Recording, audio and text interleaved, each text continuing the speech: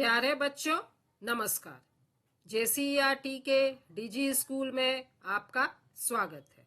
मैं अनुपमा आज आप लोगों के साथ आप लोगों की इंग्लिश बुक सनशाइन के यूनिट 2 की poem a blind child speaks पर चर्चा करूंगी। बच्चों, यह इस चैप्टर का दूसरा वीडियो है और आज इस भाग में हम लोग इस पोयम के एक्सरसाइज में दिए गए क्वेश्चंस के आंसर्स पर चर्चा करेंगे। तो चलिए शुरू करते हैं। Answer these questions. निम्नलिखित प्रश्नों के उत्तर दीजिए। Who is the speaker in the poem? इस पोयम में स्पीकर कौन है, मतलब इस पोयम में वक्ता कौन है? तो जैसा कि हम लोगों ने पोयम में पढ़ा कि इस पोयम में एक ब्लाइंड चाइल्ड स्पीकर है, तो the blind child is the speaker in the poem. What does the child use for eyes? बच्चा आंखों की जगह किसका उपयोग करता है? तो बच्चा आंखों की जगह अपने कानों और हाथों का उपयोग करता है। The child uses his ears and hands for his eyes.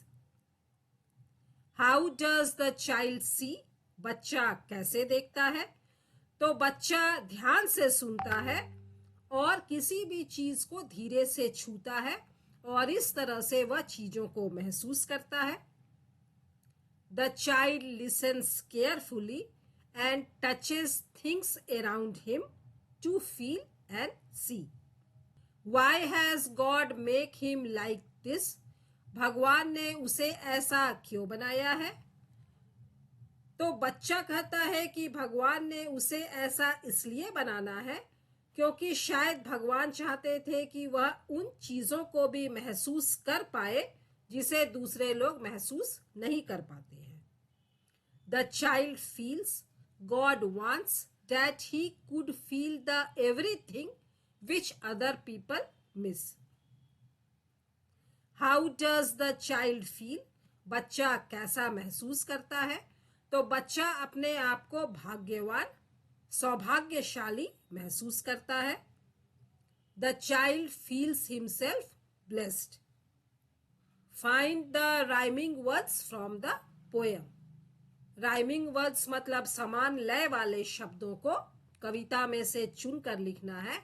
तो पहला है क्विक, QUICK, तो इसका होगा थिक, THICK। यहां पर देखिए बच्चों, IC के दोनों में कॉमन है, सिर्फ आगे के दो लेटर्स बदले हैं, तो ऐसे वर्ड्स को राइमिंग वर्ड्स कहा जाता है। दूसरा है ALL ऑल, तो इसका होगा TALL toll.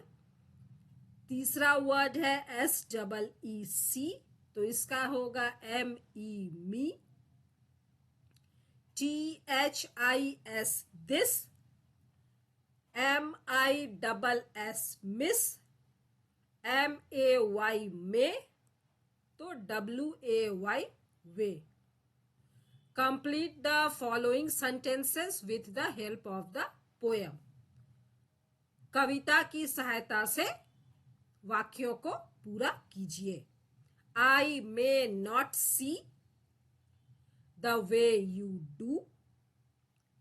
I know if you are kind a little, and where the grass grows thick, and make them see for me, God must have a reason. Write yes for the correct and no for the incorrect statement.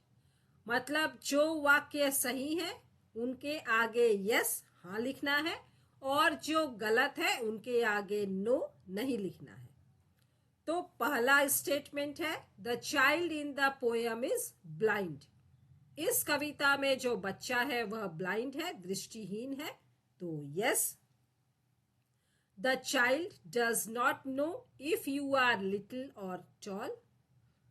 बच्चा यह नहीं जान पाता है कि आप लंबे हैं या नाटे हैं, तो यह गलत है, नो, बच्चे को पता चल जाता है कि आप लंबे हैं या छोटे हैं। The child uses ears and hands for eyes, बच्चा आंखों की जगह अपने कानों और हाथों का उपयोग करता है, तो यह सही है, yes. The child lessons hard and touches gently, बच्चा ध्यान से सुनता है और धीरे से छू कर देखता है, तो सही है, yes. God has a reason to make everyone special, भगवान के पास कारण होता है जिससे कि वह हर किसी को स्पेशल बनाते हैं, तो यह सही है, yes. See the sample of Braille alphabet, यहाँ पर बच्चों देखिए ब्रेल अल्फाबेट का सैंपल दिया है। जैसे ए को इस तरह एक डॉट से लिखते हैं, बी को इस तरह 2 डॉट, सी में इस तरह 2 डॉट, डी में इस तरह से 3 डॉट। और आप लोग देख रहे हैं कि ए से जेड तक के पूरे अल्फाबेट को ब्रेल स्क्रिप्ट में लिखा गया है। Right the word child in Braille, यहाँ पर चाइल्ड को हम लोगों को ब्रेल लिपि में लिखना है। तो पहला है सी, देखिए सी में किस तरह से लिखा हुआ है, इस तरह से 2 डॉट। उसके बाद है एच, तो यहाँ पर एच देखिए इस तरह से 3 डॉट। फिर है आई, तो आई में भी इस तरह से 2 डॉट। एल, एल में देखिए इस तरह से 3 डॉट। और डी, डी में इस तरह से 3 डॉट। तो यह है हम लोगों का चाइल्ड, जो कि ब्रेल स्क्रिप्ट में लिख लिया गया। Right the opposites of the following words in the grid, यहाँ पर जो वर्ड्स दिए हैं इनके अपोजिट मतलब विलोम शब्दों को हम लोगों को ग्रिड में लिखना है। You can take help of a dictionary, आप डिक्शनरी मतलब शब्दकोश की सहायता ले सकते हैं। तो चलिए हम लोग देखते हैं। डाउन मतलब नीचे लिखना है। क्विक, क्विक का मतलब है तेज, तो तेज का उल्टा होगा धीरे, स्लो। और डाउन में देखिए 1 नंबर में स्लो यहाँ पर लिखेंगे तो SLOW, स्लो। दूसरा है थिक, थिक का मतलब घना, तो घना का उल्टा होगा कम घना, विरल, थिन। तो यहाँ पर 2 नंबर देखिए यहाँ पर है थिन, THIN, थिन। तीसरा है बिग, बड़ा, तो बड़ा का होगा छोटा, स्मॉल। और यहाँ पर 3 नंबर स्मॉल, SMALL, स्मॉल। अब एक क्रॉस पर चलते हैं। पहला वर्ड है हार्ड, हार्ड का मतलब कठोर, तो कठोर का उल्टा होगा मुलायम, सॉफ्ट।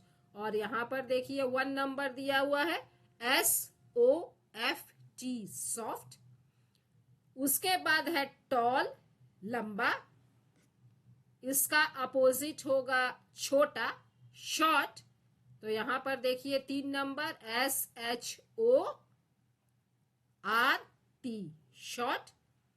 फिर है यस, हाँ, तो हाँ का अपोजिट नहीं, नो, NO, नो। तो इस तरह से बच्चों हम लोगों ने इस पोयम के एक्सरसाइज में दिए गए सारे प्रश्नों को बना लिया है। मुझे उम्मीद है कि ये सारे आंसर्स आप लोगों को अच्छी तरह से समझ में आ गए होंगे और आप लोग इन्हें अपनी कॉपी में नोट कर लीजिएगा। मिलते हैं बच्चों अगले वीडियो में इंग्लिश के एक नए चैप्टर के साथ। तब तक स्वस्थ रहिए, सुरक्षित रहिए, पढ़ते रहिए। Thank you.